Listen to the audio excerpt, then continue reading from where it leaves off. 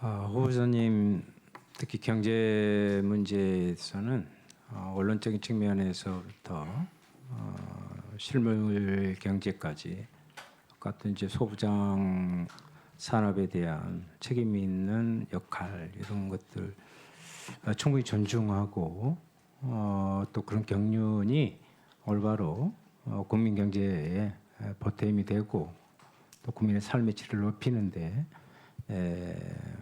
잘 튀어댔으면 좋겠다는 바람을 갖고 있습니다.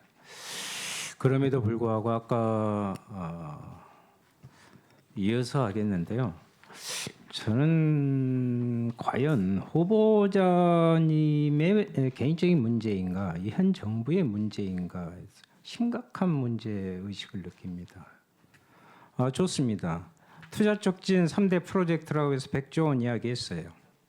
민간 투자 15조, 민자 25조 해서 공공 투자 60조 했습니다. 그런데 아까 민자 투자를 말씀하실 때 대단히 긍정적이고 적극적인 해석을 해주셨단 말씀이죠. 그런데 불행하게도 말이죠. 오늘 대전시에서 제가 언론을 보고 알았는데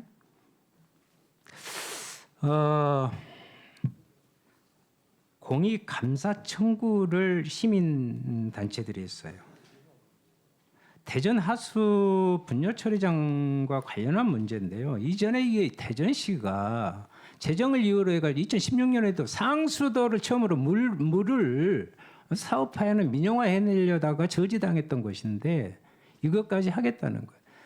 이것을 7,536억 원을 민자 유치해가지고 30년 동안 1년에 753억씩 2.68%, 2.98%인가요? 그 정도의 수익률을 보장해 주면서 과연 이런 공공재를 이런 식으로 민자에 유치한다. 그것이 BTO A 방식이 됐든 어쨌든 간에 저는 그런 아까 그 답변에 저는 이 두려움이 생겨요. 이 공공재 지금 뭐 유행처럼 이렇게 되는 부분 물론 전체 경제를 살린다는 부분에서 이렇게 말씀하시는지 모르지만 지금 서울에서 세종까지 고속도로 마찬가지 아닙니까? 근데 이거 왜 옛날로 이렇게 돌아가냐 이 말이죠.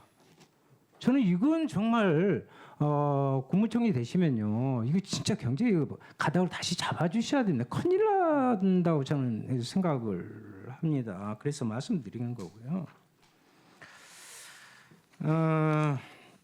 60조 규모의 공공투자기관도 결국 전부 SOC 투자인데요. SOC 투자 무조건 절대적 나쁘다 이런 건 아니지만 보니까 구색 맞추기로 들어간 녹색 투자라고 해봐야 전기자동차 42,000대에서 65,000대 뭐 급속 충전소 1,200곳, 1,500곳 늘리는 정도입니다.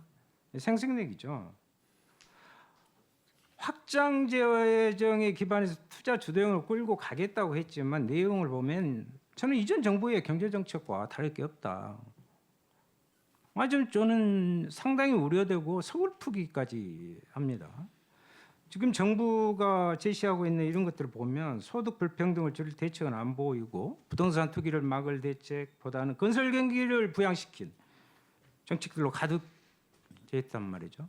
제가 알기로는 저는 왜 후보자님 경제 부분에 존경하는 마음을 갖고 있냐면 아마 2011년에 분수 경제론을 쓰셨던 걸로 알고 있고요. 예, 그렇습니다. 예, 또 더불어 경제론을 설파하셨습니다.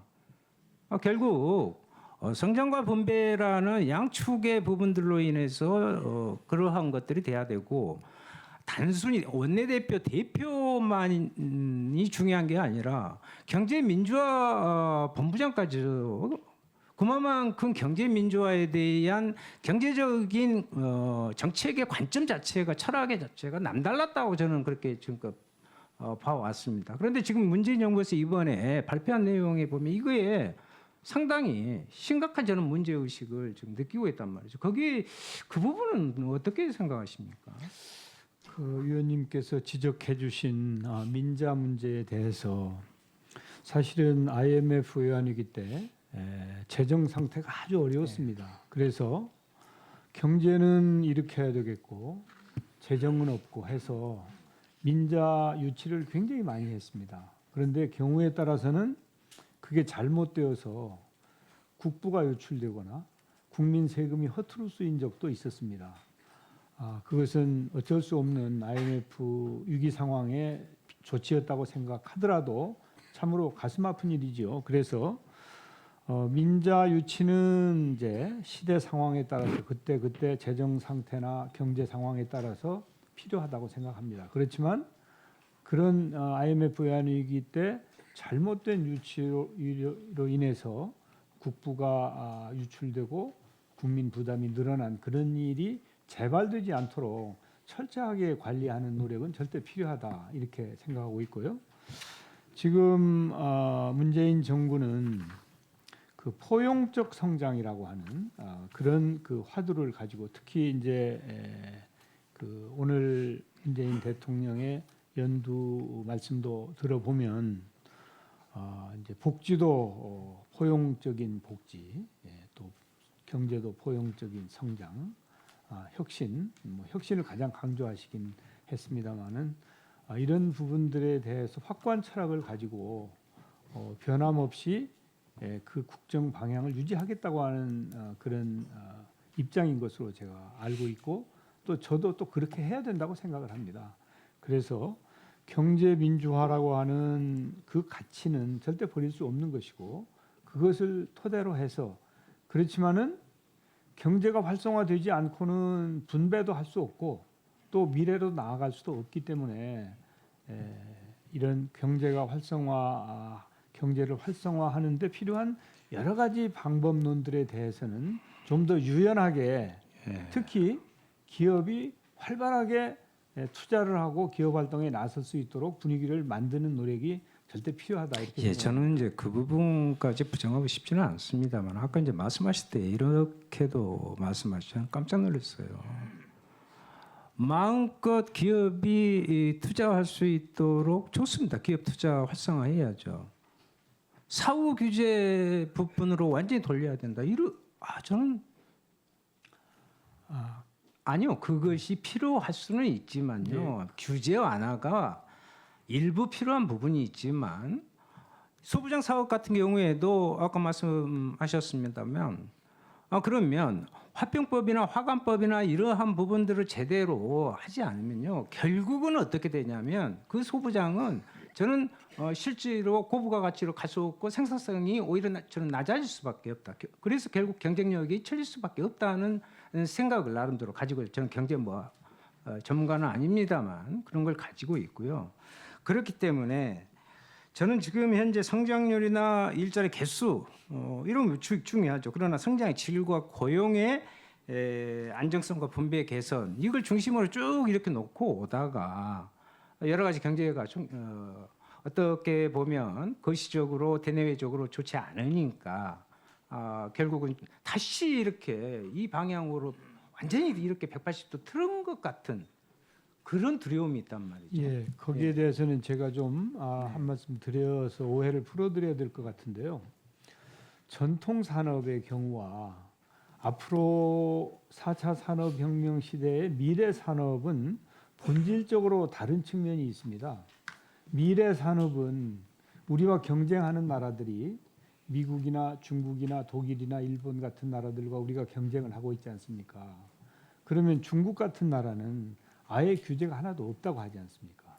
그런데 우리도 경쟁국들과 비슷한 수준의 규제로 가야지 우리는 발을 묶고 뛰고 경쟁국들은 그냥 자유롭게 뛰는 그러면은 유효한 경쟁이 되질 않습니다. 그런데 4차 산업혁명 시대는 한 번 나고 하면 뒤지면 따라갈 수가 없습니다. 예, 그 전까지도 말씀드리고 싶습니다. 제 우려를 4차 산업이 저는 만병통치약이고 모든 것의 해결이라고 저는 그렇게 보지 않습니다. 그것은 미래를 향한 우리의 잠재 경제력을 현실화시키고 미래 가치로 변화를 시켜가는 과정이라고 보는데요. 그러면 4차 산업할 때 바이오 관련 산업을 대단히 중요하게 또 한 축으로 여기잖아요. 미래 산업인데 여기에서는 특히나 이 부분은요.